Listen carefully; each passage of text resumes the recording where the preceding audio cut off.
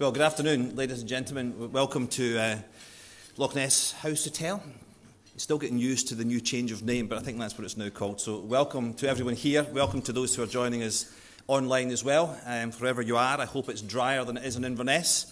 But for everyone here, thank you for coming along. My name's Paterson. I'm the Chief Executive of Highlands and Islands Enterprise. Welcome to this important event, which is an introduction, a briefing on the new Scottish Innovation Centres. I thought as I drove in that we should try and make a plea for an innovation centre that somehow looked at how you stop the rain, at least for 24 hours.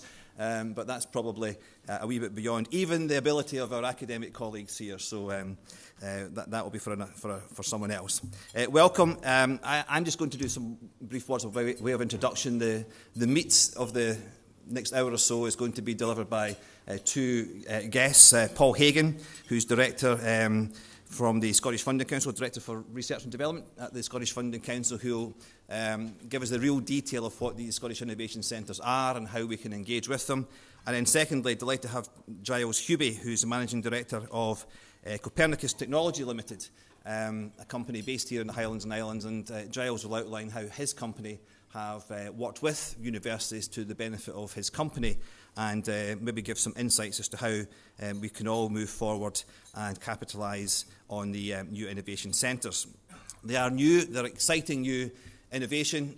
It's fantastic that the Scottish Funding Council have taken this step, and from a Highlands and Islands Enterprise point of view and a Scottish Enterprise point of view, we're delighted to be working alongside the Scottish Funding Council in this new initiative. I sort of see it as a sort of step change in what we're all trying to do in terms of linking academia and business for our mutual benefit. And there's lots of things that are already happening, lots of fantastic things that are already happening.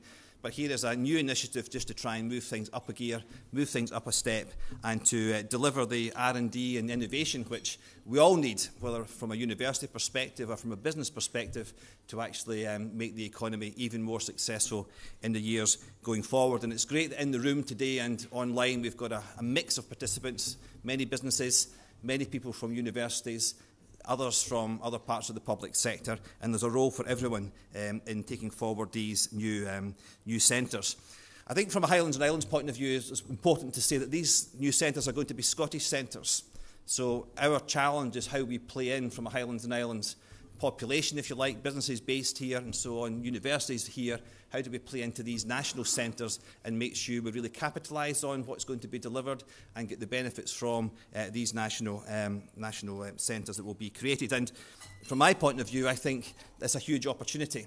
I see liberally spread on our tables our new operating plan, which we've just launched, which is our plan as HIE for the next 3 years.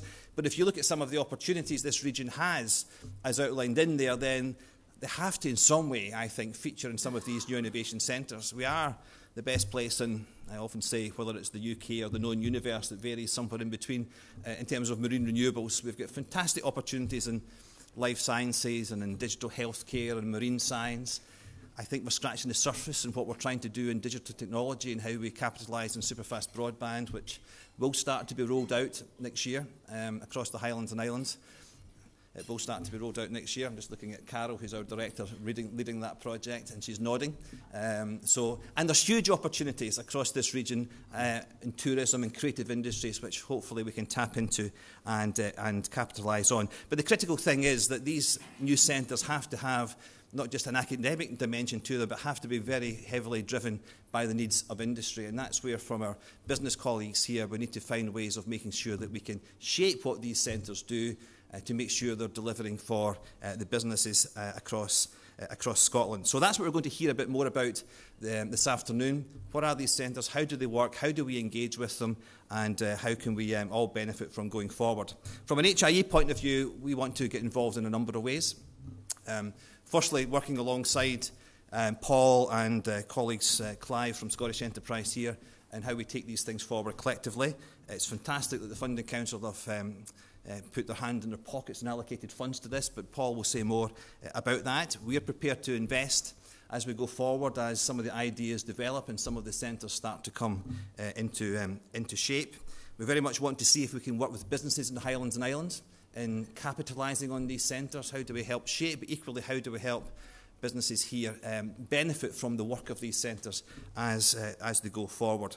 So there's lots of things we can do, and I just think it's an exciting new initiative, new opportunity to boost both academic opportunities but also business opportunities, and how we take forward this really critical issue which underpins so much of what we're trying to do about research, innovation, commercialising it for the good of the region and for the economy more generally.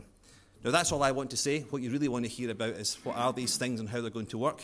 So let me hand over to Paul Hagan from the Funding Council, who will explain all. And if you have any questions, can I just ask you to write them down and hold on to them rather than put up your hand and interrupt. I think we just like Paul and Giles to have the chance to make their presentations, and there will be plenty of opportunity after the presentations to ask any questions which you may have.